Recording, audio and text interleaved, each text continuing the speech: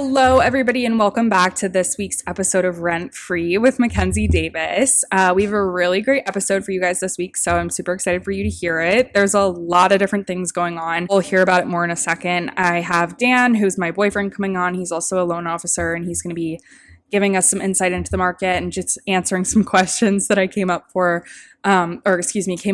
for him. And then we have some questions from you guys to go through. Main focus of the episode this week is going to be misconceptions and things that maybe I learned along the way as a realtor or being in the field of real estate that I definitely didn't know in the beginning, or that people didn't tell me in the beginning, and things that I found really helpful that would have been helpful to know. So thanks to the people that gave me this idea. I was on TikTok Live the other day and asking what you guys wanted to hear about, and someone suggested this, and I thought, that's a great idea to talk about because there are so many things within real estate. So I came up with a list, which will be on my phone per usual. And I am just going to be going through them with you guys and sharing my perspective. As always, though, please know, this is just my opinion. You can have a different one. It could be something completely different, and maybe your experience is different, and that's fine. So yeah, let's just talk about these misconceptions. And you guys, before I get started getting into the misconceptions for today's episode, I wanted to tell you guys, so last week I updated you that I discontinued my website where I was offering my course and my study guide.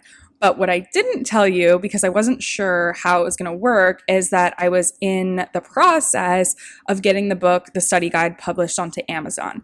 Today, officially, the book has been published and it is waiting to be reviewed.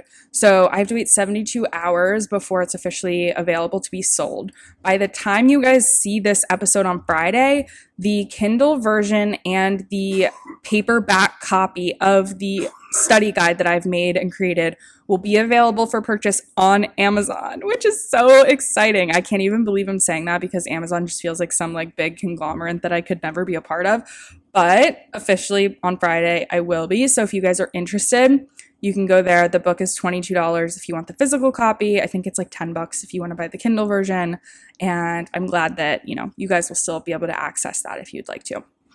So without further ado, let's get into the misconceptions. The first one, and I feel like the most important one, is that realtors make fast money. And this is one of those ones that is a really loaded statement, because what is considered fast, right? Theoretically, and I have done this, okay, where you go under contract with a property the day you meet a client, and then you close in 30 days. So that is the quickest you could make money. Or even quicker is when you work with rentals, because you close as soon as those people move in. So if you work on a rental, you typically make 50% of first month's rent. So say they move in tomorrow, you make 50% of first month's rent tomorrow. So in that sense, yes, you can make fast money. But what I will say is 9 times out of 10, that doesn't happen. And what really does happen is you meet a client, they're looking for 6 months. You're showing them houses for 6 months. You're submitting offers. Offers are getting denied. Offers are getting accepted. You have to go through the 30-day period. Sometimes offers don't work out. Contracts don't work out. Sometimes things come up during inspection. Sometimes people are looking for rentals for a really long time. Not every buyer or renter is going to be the perfect candidate, which is something you have to take into account. So while we wish everybody could have perfect credit scores, all cash offers, no contingencies, it's just not like that 9 times out of 10. And so when I say that real estate is not fast money, it can be, sure. But I don't want you to think that getting in this business means that you're going to make $1 million tomorrow, because that's never the case. And if that's what you're here for, you're going to be disappointed, and you're not here for the right reasons. So that's misconception number 1. Misconception number 2, and one of my favorite ones, is that realtors just are pretty door openers. All we do is show homes. I think this is really funny because I feel like this is the least of what I do. I feel like I show homes often, but more of what I do is paperwork and writing offers and learning legislation and keeping up with my sphere and marketing and networking and, all the stuff that goes on behind the scenes, I feel like is more of my job versus the 10 minutes that I'm at a showing while my client is looking at the property. And so that I like to make really clear, because I think that whenever people have this impression that realtors are useless, which they definitely have that impression, a lot of people on TikTok do, I at least know whenever my videos go viral, those comments roll in. But it's definitely not the only piece of the job. It's one piece of the puzzle, but there's like 10, 15 other pieces of the puzzle that contribute. This one I found interesting, and I don't know how I feel about this, that real estate is passive income being a misconception. It depends how you are involved in real estate. So if you're working in real estate in sales, it's not passive ever, because you are working for that money. You're helping people buy and sell, you're helping people rent, you're doing the work to earn that money. And when you're talking about passive income, that means that you're earning money while you're not doing any work. You are sitting on the couch and that money is still rolling in even while you're not doing anything. And in that sense, selling real estate is not passive at all. But what could be passive is if you invest in real estate by purchasing properties. So there are several levels of automation that you can have when you invest in real estate. You could be very hands-on. You could be a landlord that checks in on all of their properties monthly, collects rent door to door, whatever you want to do. Or you could be the type of landlord that hires a property management company and never sees the tenant that lives in the property. So if you look at that as a spectrum, obviously one side is a lot more passive than the other, but that would still be considered passive income because you're making that money monthly without having to do a job. It is essentially just owning the home that is earning you the money because you're leasing it to a tenant. So I hope that makes sense. I don't know if some people get that confused because, believe it or not, when I first got into real estate, I was confused about what even the role of a realtor was. I didn't really know, and I thought it had a lot more to do with investing than it does. So I like to make that distinction too. But the passiveness of it all tends to come from investing rather than selling. So hopefully that clears that up. Next one that we can talk about is agents working alone and being like in this solitary role.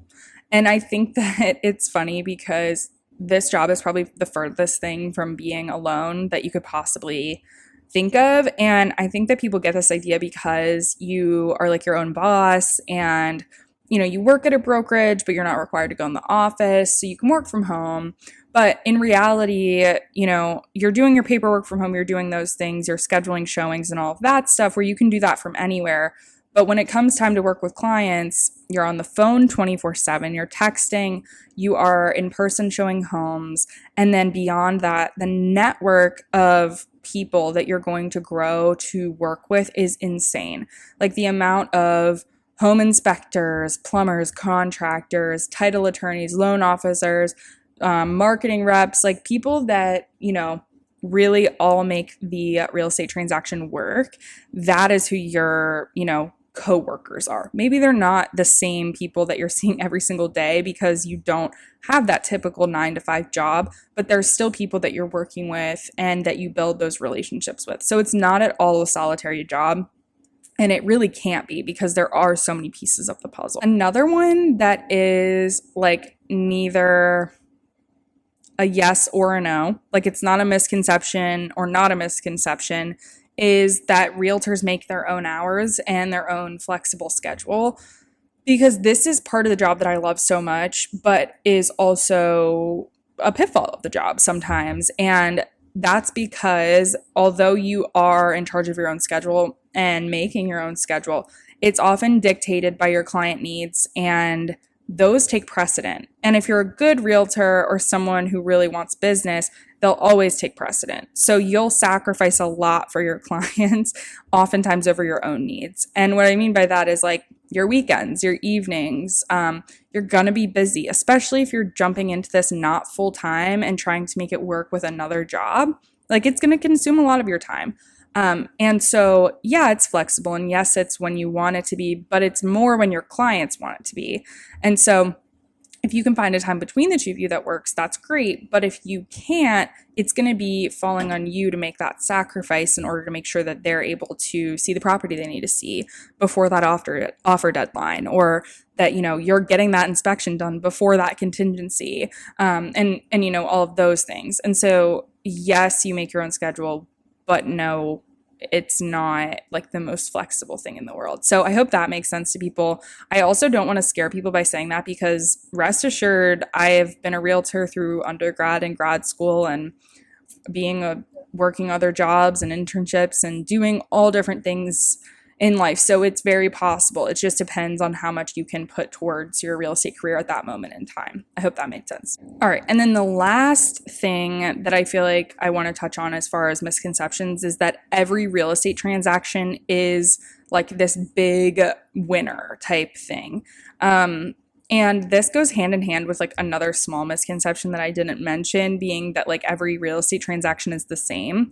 One, because first of all, no real estate transaction you ever do will be the same. Like, you have your cookie cutter paperwork that is the same for most transactions, but then every county has their own addendums. And then, every property has its own disclosures dependent on unique features about the properties. So as you go through different properties and different cities, different locations, there's going to be different pieces that you weren't familiar with from the last one that you're going to have to learn along the way. So that, for one reason, makes every transaction different. And then on the other side, you also have to recognize that every home price is different. And we work for typically a percentage of the home price. So when you're talking about how much you're making from real estate, it's never the same, and it is not always tons of money. If you're selling homes for $200,000 or less, it's obviously going to be way less of a commission for you than if you are selling $1 million home. And so while, yes, I like to talk about the potential in this business, please be forewarned that depending on the market and where you live, your paychecks can drastically differ. And another part of that too is if you decide to work with rentals, typically they're a lot quicker, the turnover is a lot faster, but that return is also a lot smaller because you're making 50% of first month's rent versus 2.5%, 3%, 4% of that entire purchase price of the home. So just keeping those things in mind as, you decide to take this career on, if you do, because realistically, I want you to have an understanding of like what you're really getting into. People talk about this field all the time and share their perspectives. And, for the most part, I even contribute to the content that you're seeing where I talk about a lot of the really great parts. And unfortunately, the content that I make about the good parts does the best. And I do post about the things that are not as great, but those videos don't see as much attention. And that's because people aren't as interested in the stuff that's not as good. And so just making sure you guys are like fully aware of what you're getting yourselves into is really important to me. So I hope that, that's clear. And those were the misconceptions I think that were the most prevalent to me, at least like as I went through this career and just like as I learned and grew. But I'm curious to know if you guys had any others that, you learned as you became a realtor, or maybe that, stand out to you as you grow in this field. So definitely let me know if you do. And then without further ado, I will get into the interview with Dan, and then following that, we'll jump into the questions. Welcome, Dan Moore, to the podcast. This is my boyfriend, but more importantly, he's a loan officer with Guaranteed Rate Affinity, which is in a lot of different places, but he's nationwide. Yeah, nationwide. He specifically works out of the ones in Annapolis and Crofton and Baltimore. But the reason he's here right now, and I'll give him in a minute to introduce himself too, is just because, well, one, loan officers have a lot to do with real estate transactions, and I want to pick his brain a little bit. But two, I just feel like he can be a really great resource for you guys, and I happen to live with him, so why not bring him on the pod? So I don't know, do you want to say anything, add to what I shared about you and who you are? Yeah, so I've been in the business since I graduated from UVA, so it's been about 2.5 years now. Have found a good mentor, good group, people to back me up, to help me, and that's been a great learning tool. And yeah, so you're probably a lot of the reason I got into it. Oh. and so on and so forth. Yeah, and Dan has been like this was his first job out of college. Whereas because he just brought this up, that's why I'm mentioning it. But whereas I started while I was in college, so we have a bit of a different background in the way that we got into the business. He was an econ major, so definitely more business oriented than I was, coming from a psychology Mainly background. numbers. Yeah, Honestly. yeah, Much and business. and that actually kind of leads me into the first question that I was going to ask you. And I find that this is something people ask me all the time. If I ever put Dan in a video and I mention that he's a loan officer, people want to know like what loan officers even do. And I think it's a great question because like I don't think I would have really known until I was a loan officer. Mm-hmm. So, can you explain in like layman's terms like what you do? Like what's a loan officer do? Okay, so initially, I'll get a name and contact information of somebody. The first step is to reach out to that person, find a time to talk. If now it's not the best time, schedule a time to talk. In that first meeting, just go over things like where they want to live, what's their monthly income, how much cash available do you have to close. There's a couple more questions that aren't so important, but just those kinds of things. Things that I need to do a soft credit pull to start. So initially, the soft credit pull is where I start. So I'll go through that soft credit pull, take a look at all that information, all the open accounts, all the derogatory accounts, all the closed accounts, go through that, point out anything, regardless of score. I point out all the accounts that could have some action taken against them to help increase your score or help protect your score. Credit cards are the things that probably pop up the most. If you have a credit card, balance to limit ratio exceeds 50%, pay that down to 30%. Once it exceeds 50%, it's going to start having an impact on your credit score. So those are the kind of things that we pay attention to. Collections are an issue. Once you have collections over a certain number, the collections will need to be paid off prior to getting financing. After that, I go over their goals. What's the monthly payment goal? What's the sales price goal? Those are two different goals. Keep in mind, a lot of times people say, I want to have a $1,500 monthly payment. And then they'll tell me, I want to buy a $500,000 house. So I'll show them, this is what $1,500 gets you. This is what it takes to get to $500,000. So there's obviously going to be some discrepancy between what people want to pay and where they want to get to, and finding out that difference where there's a happy medium between monthly payment being satisfactory and the house itself being satisfactory. After that, we go over cash to close. What kind of assets do they have available? What forms of assets are available? So certain assets, you can only use a certain percentage of those on the transaction. But yeah, so first-time homebuyers, we'll go over any down payment assistance programs that are available. Down payment assistance programs, they'll vary based on where you want to live. So there's county options available. We have a grant option that's based on where you live today. And then there's state money to be had, as well as other in-house programs that we have available. So those are all different options for sources of cash needed to close if there is somebody who doesn't have as much available. And most of the time, first-time home buyers are going to be more cash sensitive than monthly payment sensitive. So they'll be willing to take a little bit more of a monthly payment to have a lot less cash needed to close at the table. So those are all things that we go over on our initial contact. What we do after that, every time Mackenzie takes somebody out to see a property, I'll put together a cost estimation for that property so that you know what it takes to buy that property, monthly payment and cash to close wise. And obviously I'll do that for any property that you have a relative interest in. You don't even need to really want the house. You just want to see what it takes to get a house. Happy to do that kind of stuff. And yeah. So. Yeah, no, that was really great. I think like you did a good job explaining like what you do day to day and like the many different things that can be encompassed within like your job title. And I think like if all of that was even too high level, I think like just saying like the financing piece, like when you go to buy a house, like when you're trying to get a loan, like Dan is the guy you're talking to because he's the one who is going through all those hoops that he was just mentioning to make sure that you can obtain financing. Whereas like I, on the other hand, am the person kind of out there helping you find that house that you want to obtain financing for. So those are kind of like the two sides of the coin. So yeah, so thanks for that. And then another question that I had for you too is something else I've seen on TikTok as in my comments is being like, I've explained a lot of what my licensure process looked like.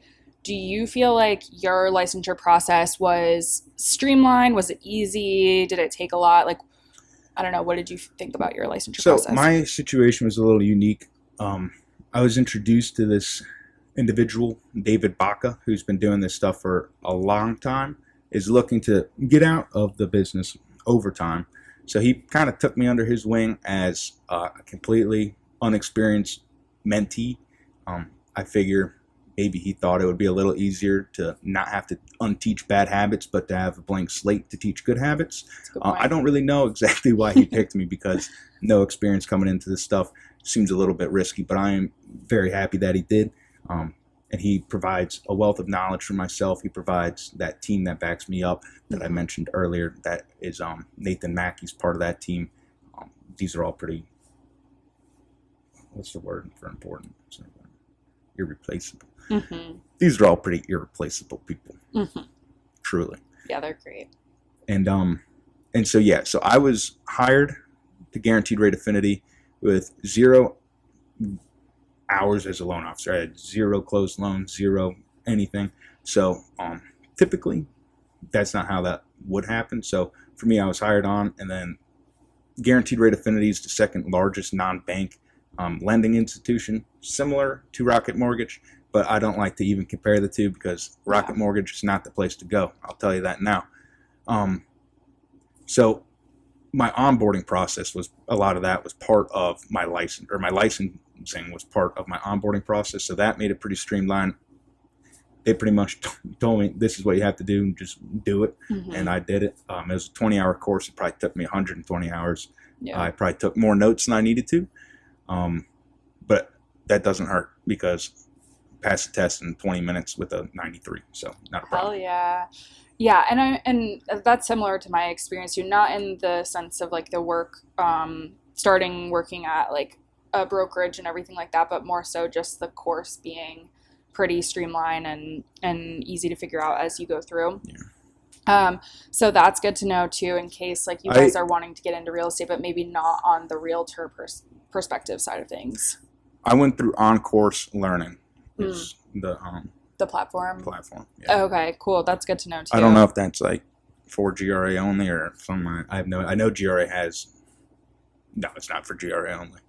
Anybody can use that. Yeah, that's worth looking into. Okay. And then something that I'm curious about that I don't think I've ever asked you too, is, because I have my opinion on this and I can share it too, but like, what do you think the most important thing is when you're talking about communication when it comes to the realtor loan officer relationship? So like, obviously they work very closely when in a transaction, but what kinds of things come to mind as far as like that relationship and making sure it's redundancy? So okay, I'll provide my email. I'll text them that I sent them an email, and then I'll call them that I sent them an email. So 3 forms of communication. Follow-up's a big thing. Any conversation that I have, I take 2 minutes after that conversation to think of something to follow up with.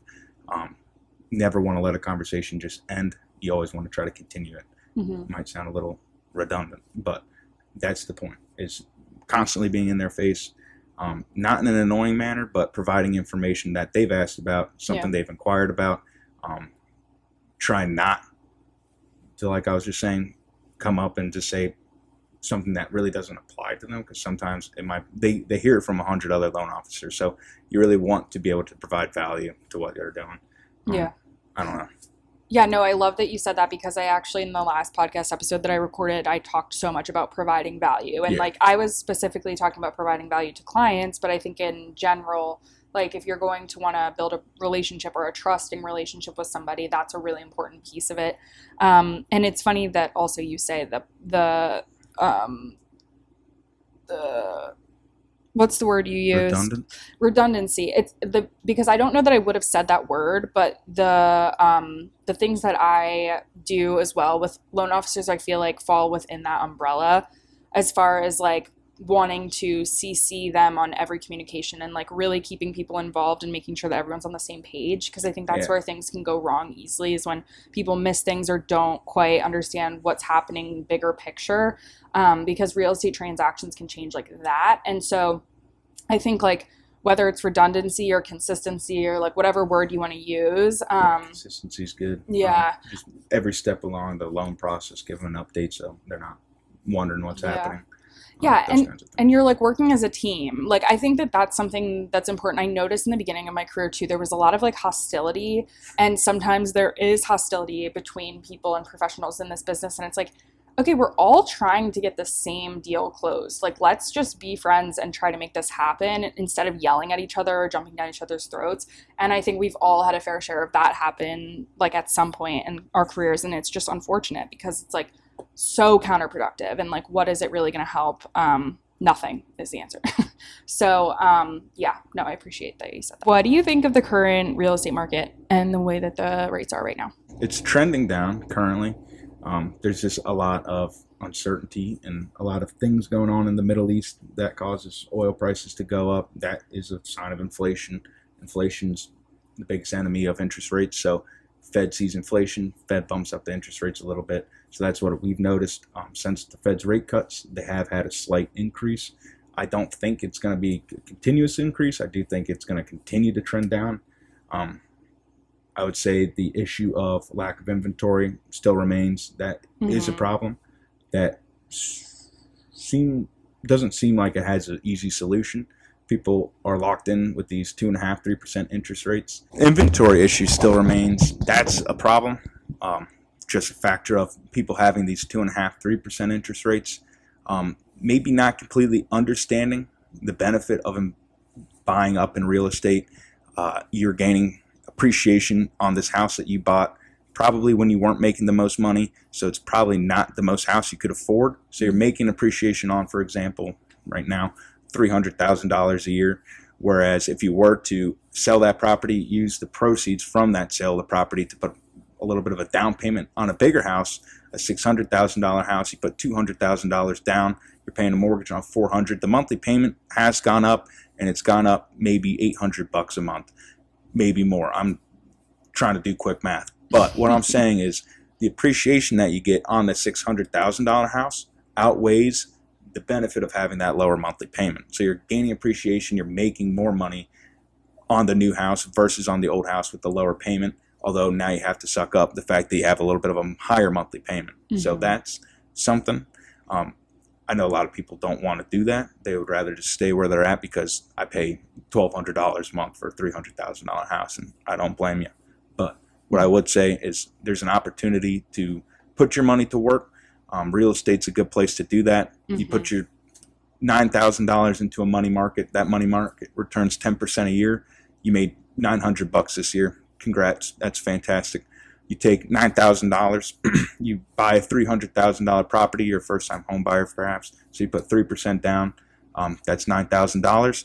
On that $9,000 you put down on that property, you're going to get a return at 4%. That's a pretty conservative number. Pretty much every number I see is higher than that. So on 1 year, you'll make $12,000 versus $900. Ooh. So that's the point I try to make. Yeah. A lot of people don't visualize that, and it is a big difference. I will say that money is a lot less liquid. It's tied up in your property. That's the drawback. Real estate's a pretty steadfast, progressing market. I don't see prices coming down anytime soon. So appreciation's always going to be there. So I would say it's a little bit of a safer investment than the money market, which is a little more volatile, but with the drawback of less liquidity. So that's my biggest statement, I think. Wow, that was really good. Yeah, I like those numbers. I don't have anything to add because I don't know the numbers side of stuff that like you do, but I think it's interesting to hear about. So thanks for sharing that. Okay, last question for you. What's your favorite part about when we get to work together? It can be a benefit because you can just bug me until it gets done. So but true. But that's not my favorite part. So true. So true. My favorite part, I don't know. Everything. I don't know. She's a good realtor, so it makes a lot of things a lot easier. That's my favorite part. Not even kidding. Thanks. My favorite part when we work together is getting to like watch the clients be like happy with both of our like working one of our real estate transactions that we've done. There was a family that we helped, and we both attended the closing at the house that they were purchasing, and it was just very emotional for them. And then like we got lunch after, and I just felt like it was a really great day for both of us because we were like both celebrating something exciting. And I even got like an engraved bottle of wine for it, and like I don't know, it's just fun to have like some things to celebrate, and their shared big wins, I guess. Like that's a cool thing too. That is, yeah. The shared wins is fun. And, yeah. And it'll always be fun. Yeah. All right. Well, thank you for joining the pod. Thank you for having me. It was great to have you on, even for just a few minutes. And we always appreciate, the insight that you bring. And Absolutely. I just appreciate you in general. So thanks so much, Mr. All right. I love you. I love you too. Alrighty, so the questions that you guys asked this week, we've got 3 of those. So someone asked, how can an agent make money finding a rental for a client? So if you are finding a rental for a client, it's the same as finding a property that's for sale. So you're going to search in the MLS based on their criteria. You're going to look around, and if they want to see properties, you're going to set up showings. It's all really the same until it comes down to the paperwork and the payment. So when you go to do the paperwork, you're doing lease paperwork instead of sale paperwork. It's a lot less paperwork because you're not purchasing something, you're just leasing it. And that paperwork is still in your format. I almost said .loop because that's what I use, but it'll be in whatever form software you use through whatever board you are associated with. For me, it's Maryland Forms, of course, because I'm a Maryland Realtor. And then we have the county board that I'm a part of, which contributes to the forms that we use. And so that's where you would find those forms.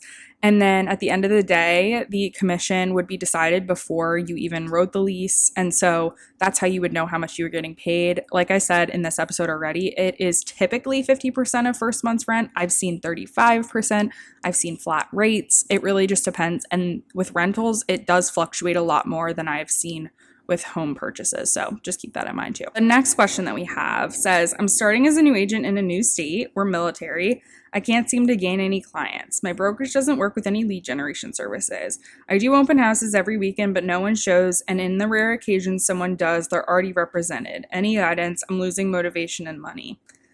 Whew, yeah, it's real hard out there. I know the feeling, first of all, and you're not alone there. I think it's hard to start in something new, especially when you don't have a sphere to back you up. And I can relate because when I was a new realtor, I was really young and I wasn't able to pull from my sphere. So I did have to lean into other avenues. And, my first suggestion to people always is lead generation apps because it does bridge that gap when you don't have the consistency that you need in this business. But like you said, your brokerage doesn't have those apps. To me, honestly, that would be enough for me to switch brokerages. I just really, really, really valued what I got from OpCity when I first used it in my, first 3 months. I sound like a broken record, but I did so many transactions with them, and I don't care that I had to pay them a commission at the end of the day. It was business. And so that was, that's my first suggestion to you. And I don't know if switching brokerages is feasible or something you even want, but just putting that out there. The second thing I suggest is getting a mentor.